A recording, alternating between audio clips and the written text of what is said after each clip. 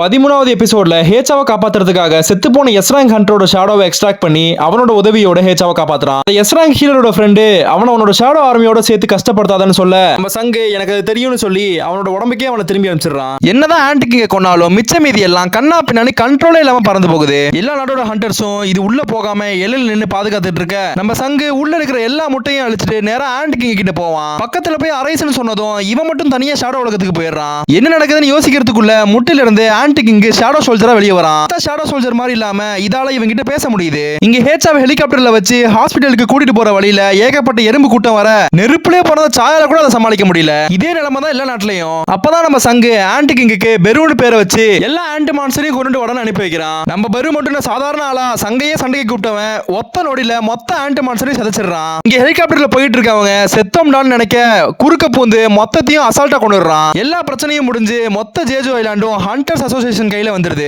நம்ம ஹண்டர்ஸ் அசோசியேஷனோட தலைவரும் சங்க கூப்பிட்டு நம்ம அசோசியேஷன்ல சேர்ந்துக்கப்பான்னு சொல்றாரு. ஆனா நம்ம பையன் சொந்தமா ஒரு கில்ட் ஆரம்பிக்க போறேன்னு கிளம்பிடுறான். அப்பதான் போற வழியில ஒரு பீரங் டஞ்சன் ரோட்டை மறைச்சிக்கிட்டு இருக்க இவன் உள்ள போய் சீக்கிரமா முடிச்சிட்டு வந்துடலான்னு போறான். ஆனா அது இவன் போன உடனே நம்ம பையன் கூட விளையாட ரெட் கேட்டா மாறிடுது. இவன் யாரு சிங்கத்தையே சட்ட பாக்கெட்ல போட்டு வச்சிருக்கவன். எவன் உள்ள இருந்தாலும் இன்னைக்கு ஊருக்காதான்னு மொத்த ஷேடோ ஆர்மியை இறக்கி விடுறான். அடுத்து எந்த அனிமையை பத்தி பேசுறான்னு கீழே கமெண்ட் செக்ஷன்ல சொல்லிட்டு நம்ம சேனலை சப்ஸ்கிரைப் பண்ணிட்டு போயிருங்க.